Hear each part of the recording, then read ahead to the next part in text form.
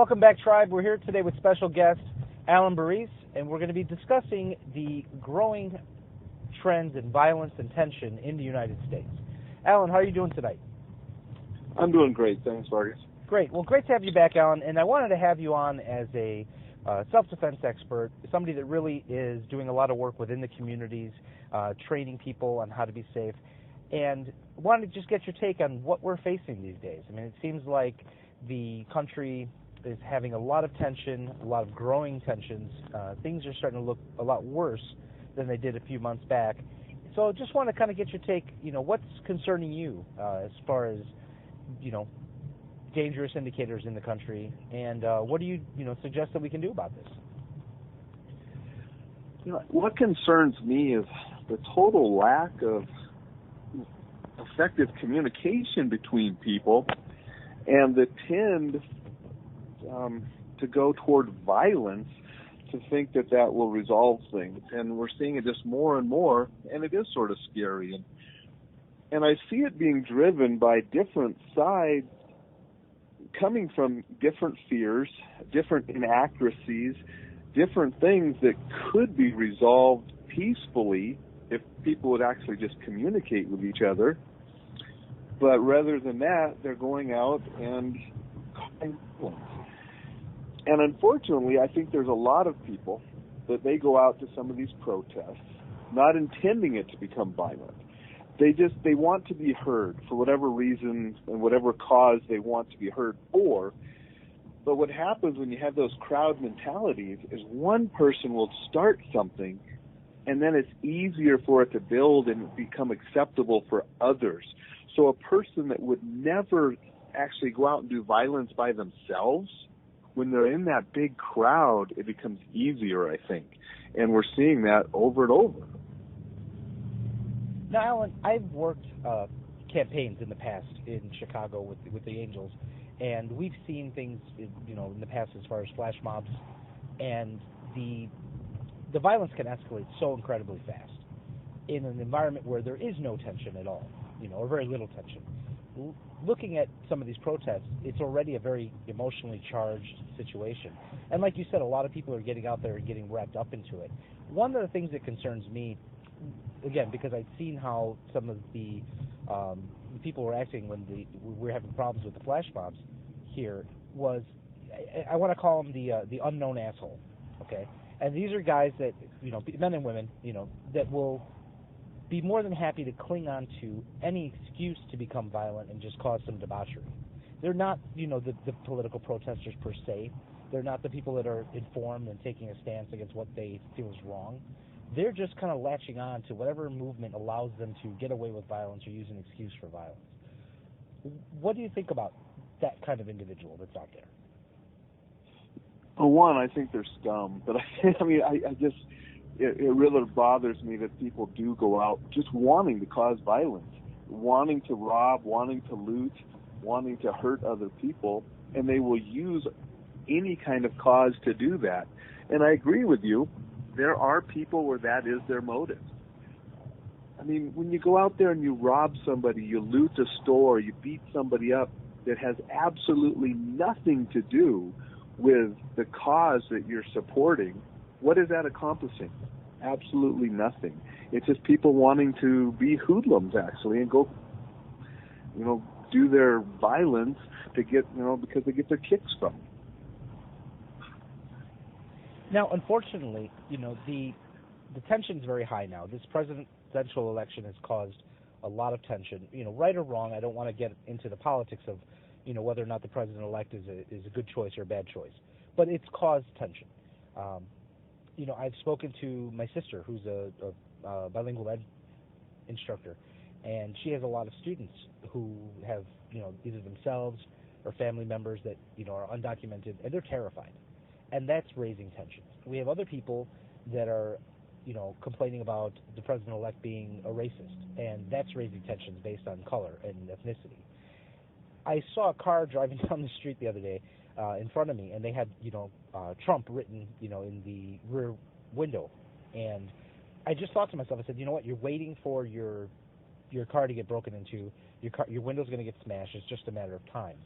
it's unfortunate. In our country, we should have the right to say and back anybody we choose, but there are definitely some real dangers out there, and it's scary to say it, and it's very sad to say it, but depending on where these tensions are falling, there's a lot of dangers, and especially if you're identifying yourself as backing one particular ideology or another that happens to be the hot button, you're really putting a target on yourself. And I'm concerned for the average individual.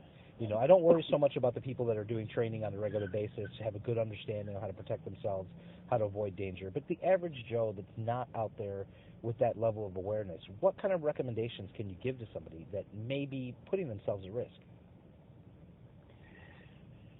The easiest and best is just to avoid those kind of situations.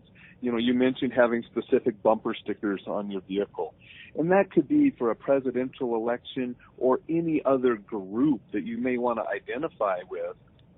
Putting certain things on your vehicle can incite others to either violence toward you if you're getting out of it, or to vandalize the vehicle if you're not there. Going to places where there are protests and large groups of people, just being in those areas subjects you to the possibility of being in a bad situation. So avoiding those areas in the first place is the easiest way to keep you and your family safe. Now, Alan, looking at a bigger scale, what are some of the things that, as a person that's done a lot of training, bringing awareness to the community as far as violence, what are some of the indicators? If I'm out with my family, if I'm seeing something going on, what should I be looking for?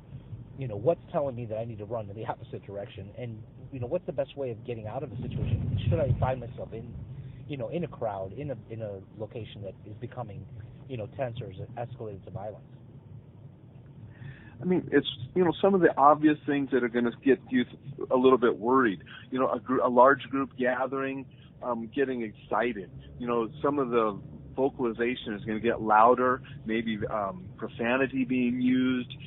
You'll start, people jumping around. Being more aggressive. So anything that looks aggressive, and we know what it looks like. Most people can tell.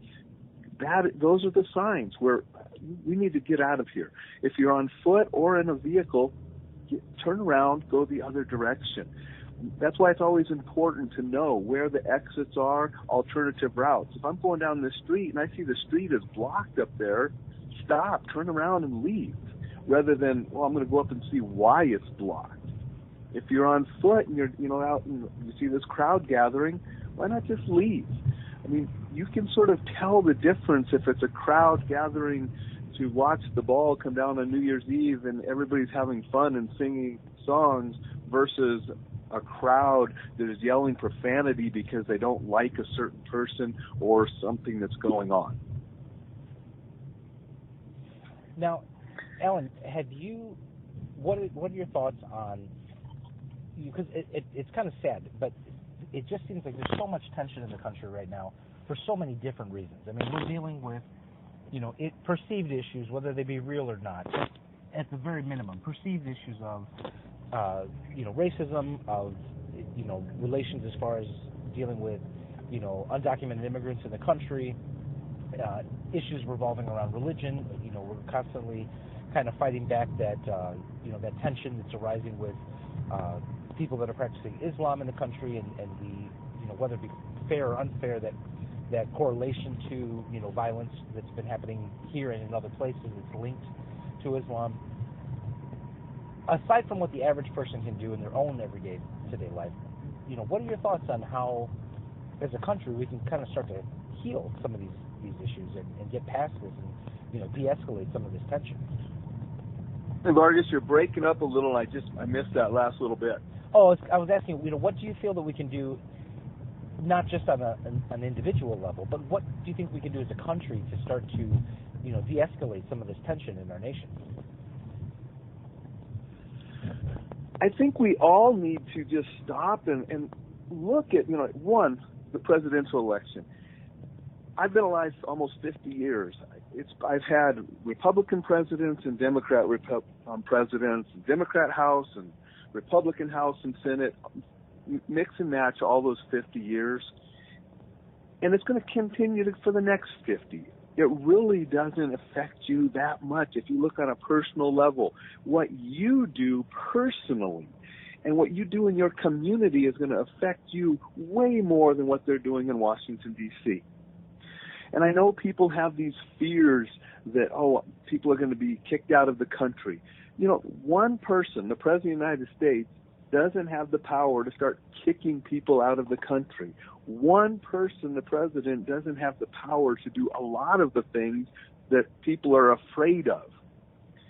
And so we need to just stop and take a step back and say, hey, wait a second. Besides what's going on in Washington, D.C., what can we do to make ourselves and our communities better? And that will have a ripple effect to go all the way through. And if you don't like what they're doing in Washington, D.C., get out and vote and make the positive changes the way the system is set up.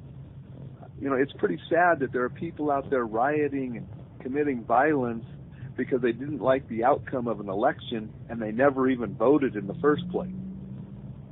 That's a very good point. I mean, and Alan, one of the things that concerns me is just it seems like the nature of all of these movements and kind of hot button issues are very decisive, and they really are driving a wedge into the nation. I mean, the nation had a very tentative kind of relationship to begin with, between certain groups of people, and for the most part, in this country, things have been relatively peaceful in the big scale, but it is a concern. And one of the things that I've heard voiced from several individuals that I just communicate with on a daily basis is that fear that the country will continue to divide over these issues. I think it's very dangerous. Some people look at it at a very simple level that, hey, not everybody's getting along. Other people take it as far as a conspiracy theory that it's kind of a divide and conquer situation. But regardless of how you're going to look at it, the truth is there is division within the country, and that's never good for a country. Just, off the cuff, what are your thoughts on that in general?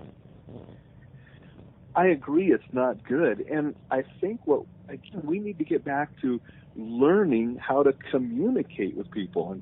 And besides self-defense and martial arts, as an attorney and a mediator, I do a lot of teaching on communication skills and conflict resolution skills, and people aren't using them. People communicate all of the time, but not effectively. If I say Republicans are this, Democrats are this as the first statement out of my mouth, the person on the other side's not going to even listen to any good points that I have. And so we need to get away from the labeling and the calling the names and get down to where we can talk. And we need to remember that compromise is not a bad word. It's not all or nothing. We live in a diverse country with many different opinions, and I do think we could live together peacefully if we learn to compromise and learn to communicate with each other for the best of the whole community. And that means sometimes not getting what you personally want. You mentioned compromise, and I think that's a really good point to drive home to people. I've noticed in my personal relationships with individuals, I see a lot of people really starting to draw that line in the sand, and they're firming up their positions, regardless of what's causing it. That's kind of where they're ending up, and they're taking specific stances based on race, based on religion, based on their nationality and their legal status, and people are really getting ready for a scrap. I mean, it's scary. I see it, and I said, I remember speaking to an individual a couple nights ago, and they were telling me how disenchanted they were with some of the religious groups out there that were not ready to step up and fight to protect their faith. And I was like, wow, this is like sounding kind of militant here. It's obviously stemming from a genuine fear that this individual had. But again, it kind of reflects the overall trend that I'm seeing, that people are really firming up their stances, and I think that they're getting ready for that scrap, and that scares me, because it's one thing to disagree, it's one thing to hold opinions, but when people start to get a little bit more proactive about, forming their teams, per se, that kind of spooks me. It is a little scary, and I don't understand it, because I think it's a knee-jerk reaction, but people aren't looking at the long term. You read this stuff on social media. People, we're going to have the next, civil war and this and that. Like, do we really want a civil war? Do people stop and think about what that actually means? Of how many friends and family members you'll be burying if you're one of the lucky ones to live through it? And what it would do to our whole way of life? I mean, it's ridiculous to be talking that way and thinking that way over, things that really aren't affecting your life that much. We have it pretty good in this country if you look at some of the other countries in the world. Do we want to throw all that away? No, absolutely.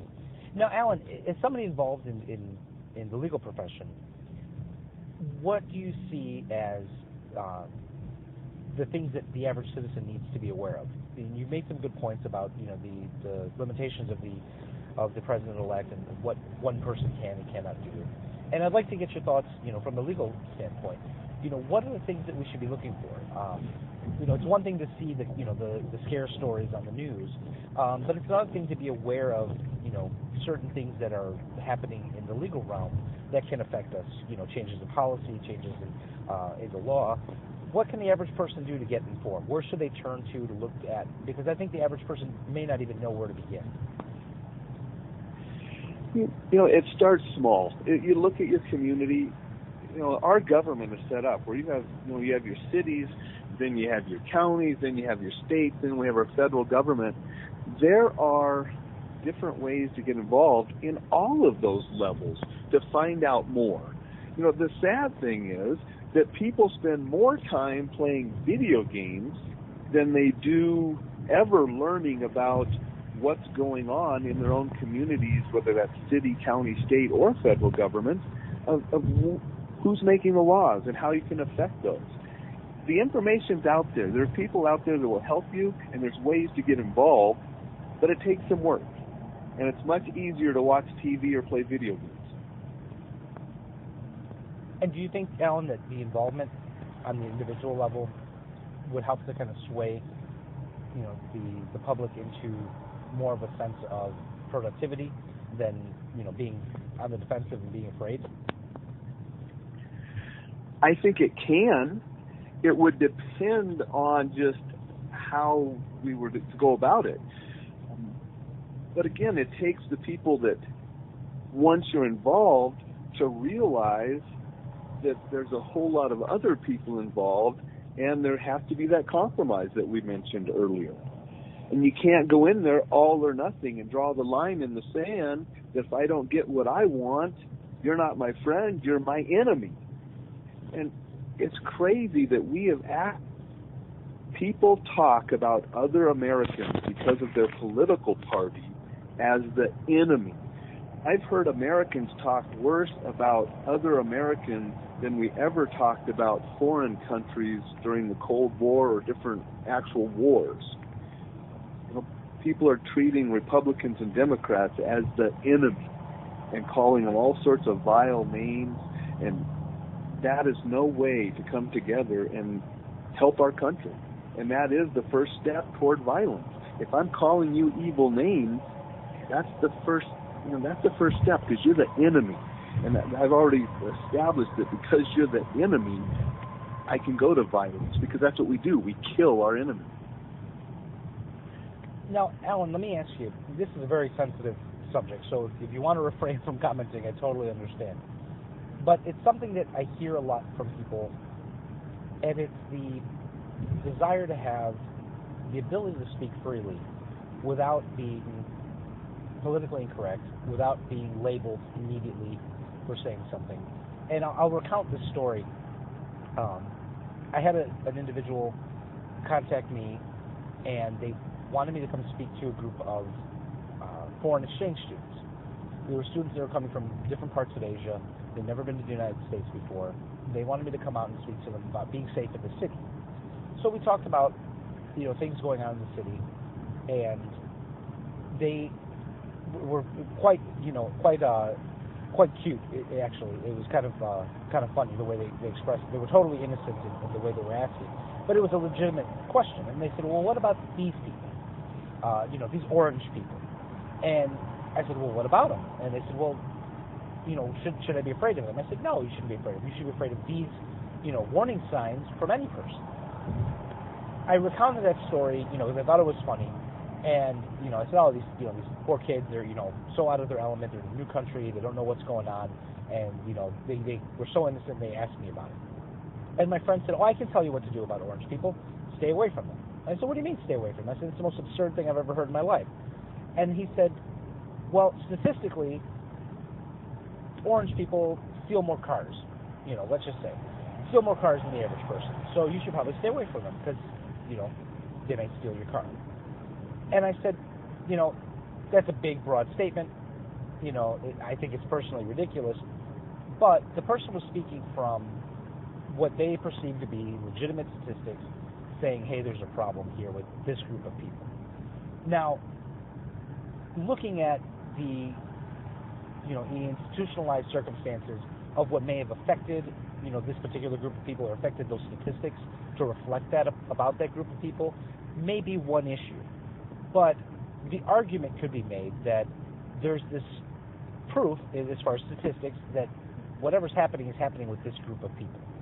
And again, this can apply to any number of people you want to label in this country, whether it be based on race or religion, political affiliation, But sometimes there are statistics that do support or look like they support somebody's fear of another group of individuals.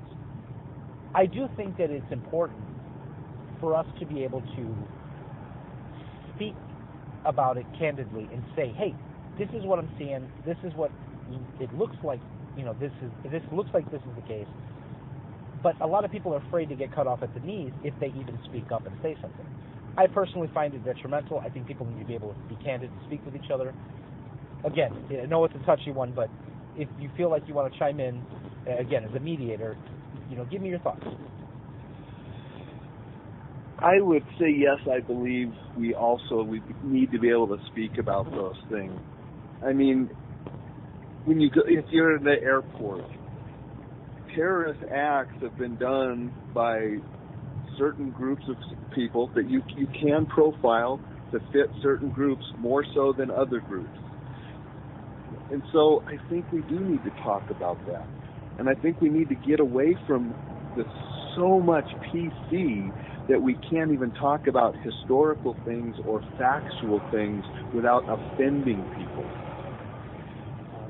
When I teach the active shooter classes, I mentioned an incident that happened in 1764 where a group of Native Americans killed the headmaster of the school and almost all of the students in the school. It's one of the earliest attacks on a school that I could find, research in a book I'm working on. However, I was one of the other instructors, the head instructor that day, caught an earful because a person in the class didn't like that I made the Native Americans the bad guys. And it was just history. It's what happened.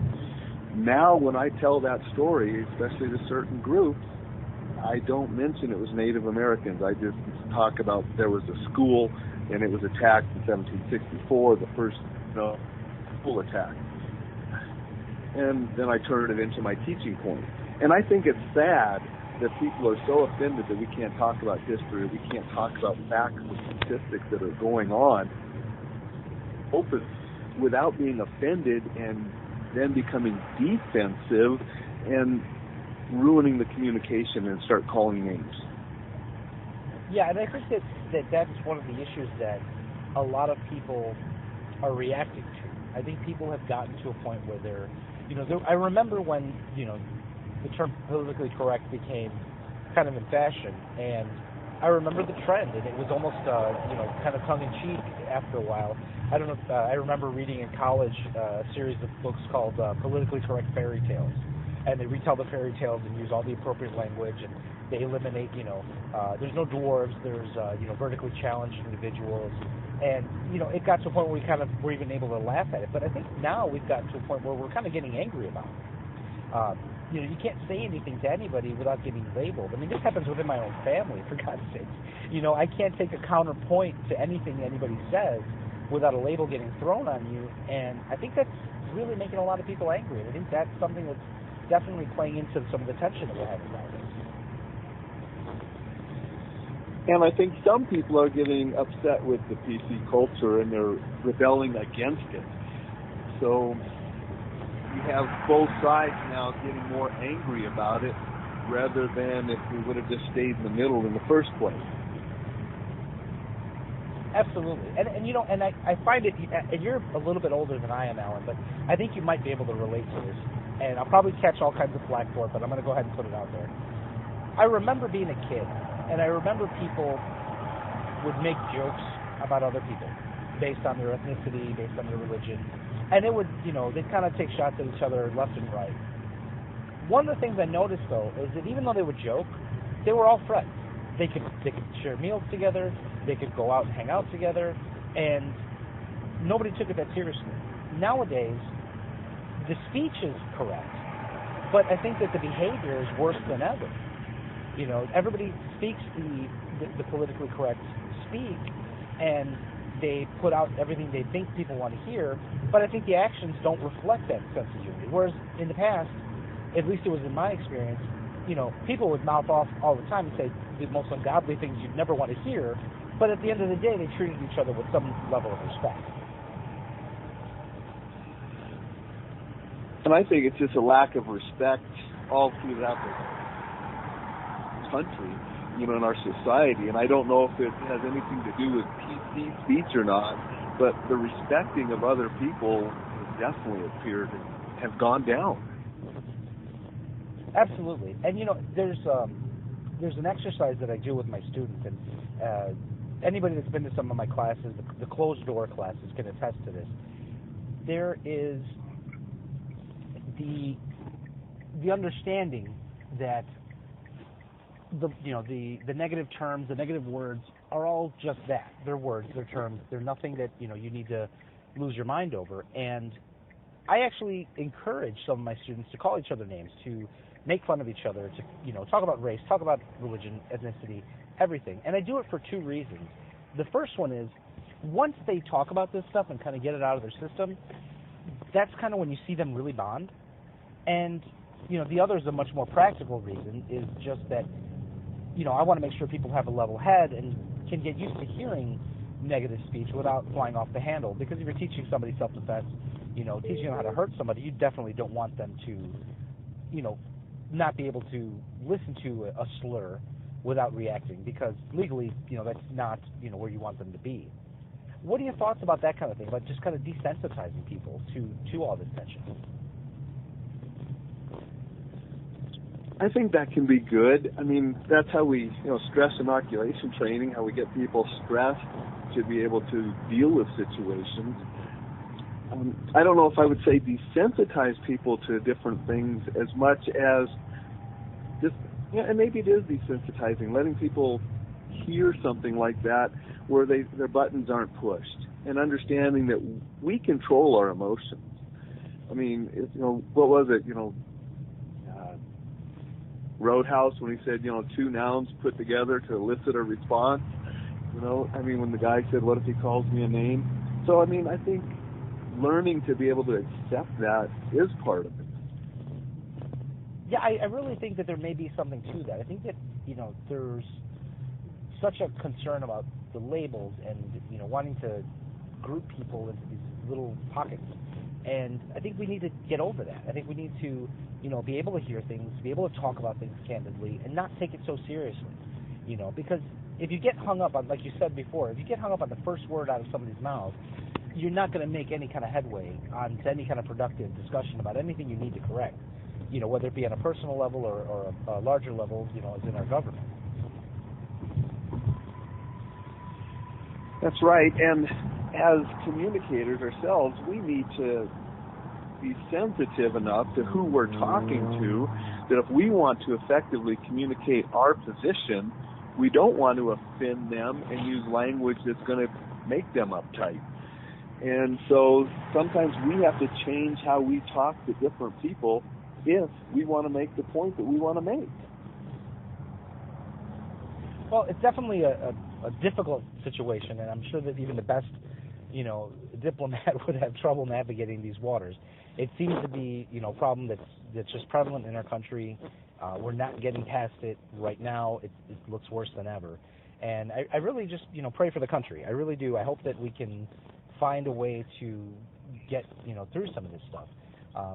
I hear people's frustrations. I think that this election went the way it did primarily because of people's frustrations. I think people wanted to, as wild and off the cuff as Mr. Trump can be sometimes with some of the things he says, I think that was something that people almost found refreshing. And again, not making any judgments on whether or not that party should be in power or not, but it was something that I think resonated with people and their dissatisfaction with not being able to speak their mind. And I think you hit it on the nail on the head right there when you talked about people are frustrated, because I think that is one of the first steps toward aggression. It's when the people are frustrated and upset, and it leads itself to the aggressive nature that then leads itself to violence. And that's on a personal level, and then when you get a group of people together, it can turn even that much quicker. Now, Alan, I would like to ask you specifically, because we have a lot of supporters in the tribe. A lot of people that listen to the podcast are involved in law enforcement, either directly involved or they work with them in some capacity or supporters. But one of the things that I find most disturbing about the current state of the United States is this violent attitude against police officers. Now, I'm the first one to say that as in any profession, you might find some bad apples.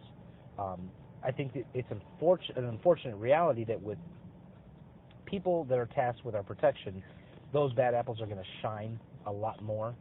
They're going to stand out a lot more when those things do happen. But I think by and large, 99% of law enforcement officers are out there sincerely doing their job, trying to do something well. Sure, there's bad people in any job, but I've seen people, especially, which I think is ridiculous, but on social media, just calling for the heads of police officers. Their lack of empathy for the people that are doing this job, the people that are legitimately trying to help people and protect people, is extremely frightening to me. I mean, they're taking a position where they're seeing police officers as prey, and as they're not just the boogeyman. It's not just the stories about the bad cop every now and then, but they're actually calling for, hey, let's go kill some police officers. And that to me is disgusting. It's deplorable. But I'm very concerned with what is happening that's allowing that to ferment in people and to come up to the top. What are your thoughts? You're interconnected into the law enforcement community. What do you think about this? I am, and I'm disgusted and disturbed by that more than just about anything else going on too. And and I fear for the men and women out there that are doing a very thankless job most of the time, for these people that want to just put targets on their back. And I don't understand some of it. Yes, there are a few every once in a while that are abusing the power.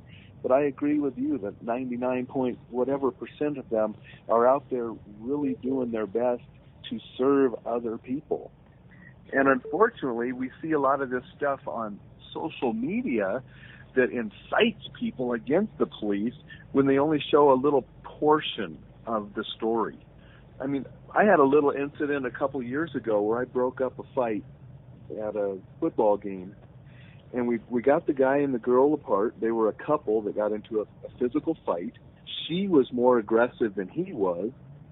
When he left, and we told her, now you just leave too, and we don't have to worry about this. And she actually kept saying, no, why don't you arrest me? And then she got into one of the police officers' faces and just started, no, arrest me. And the police officer kept saying, I don't want to arrest you. Why don't you go home? And this went on, and it went on. And she started calling the police officer foul language, and still the police officer, Leanne, was saying, I don't want to arrest you. Just please go home. Finally, she said, no, arrest me, bitch, and went hands on. She shoved Leanne up against, the what she was standing beside. And once she did that, Leanne said, okay. And her and another police officer handcuffed her, started putting her in a car. Now, if you would have videoed the very end, you would have seen two police officers putting somebody in the back of the car who was kicking, screaming, and yelling, let me go, oh, that hurts, let me, and just, you would think, oh, wow, they're being real brutal to this young female. And if you didn't film all that stuff beforehand, you don't know what the police officers are going through. And you probably know this as well as I do. It is really hard to control somebody without hurting them when they're going crazy if you don't have some numbers. So when you have 5 or 6 police officers on top of a person, they're protecting themselves and that person. Because when it's one-on-one, I got to hurt somebody to control them if they're freaking out and really going out of control. No, you're absolutely right. I think what people see is very different from what actually happens. And a lot of times, I've always been, as a person that's trained police officers, I've always been amazed at what civilians don't understand. And I almost feel like the world would be a better place if somebody did some PSA announcements or something and started airing them on TV or Facebook, because I've heard just really crazy things, especially when you get situations like, oh, this person was shot. Well, hey, yeah, but that person had his hands in his pocket, wouldn't take them out, wouldn't listen to the officer. The officer gave him several commands. It's real clear. You can see it on the video. Person didn't listen and started to, double time it towards the police officer. What do you think is going to happen? I think people don't understand, and they'll say things like, well, he could have shot him in the leg. Well, no, that's not how people are trained. That's not how it works. That's not the expectation that's on police officers. If they feel that life is threatened, whether it be theirs or somebody else's, they have a responsibility to act in a certain way that's developed and put forth by their agency and by the local and state and federal laws. And the average civilian doesn't always get that. I remember I talked to my wife, and my wife, when we first started dating, we got pulled over for a stop sign or something, and the police officer was very stern and very cold. And my wife said, oh, my God, what a jerk, da-da-da. And I said, no, hon, you don't understand. That man doesn't know who we are. We could be the devil incarnate that he just pulled over. He needs to have a command presence. He needs to be alert. He needs to be firm. He's not here to be our friend. He's protecting himself. He's got a family to go home to. And my wife thought about it, and she said, wow, I never really thought about it that way. I said, yeah. I said, these guys don't walk around like that 24/7. I said, they may need a command presence when they're approaching a vehicle that they don't know, they have no idea who they've just stopped. I said, but they're not the same person when you're having lunch with them. It's just a tool. It's something that they have to do. It doesn't cross any lines. It doesn't hurt you. But to my wife, who was somewhat naive about it at the time, it left a bad impression. And, I could see where that could have, just kind of tumbleweeded and continued on and become a worse impression if somebody hadn't been there to explain to her, no, this is just one of the realities of the kind of work that they do. That's so true. And there is no routine stop or no routine call. You never know what you're walking into. And there's enough videos out there on YouTube that you can look at where police officers have walked up to a car, a routine stop, and something has happened. There's the one where the large guy just beats the heck out of the female police officer and leaves her on the road there. It ended her career as a law enforcement officer. There's one that happened right out here, 40 miles from Missoula near Hamilton a few years back. The police officer walked up to the window, and the guy stuck a handgun out the window, and it went click. And the police officer went, holy, and jumped back, and the second pull of the trigger, the round went off, just missing the police officer, and he pulled his own and returned fire as the car tried to speed away. So, there is no routine stop, and that's what we all have to understand that is on those police officers' mind every time they go to a call.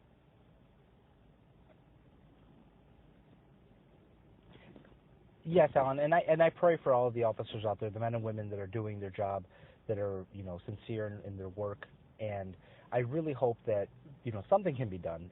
Something has to be done to either better educate the community or mend some fences with the community, because they don't deserve to have a target on their back.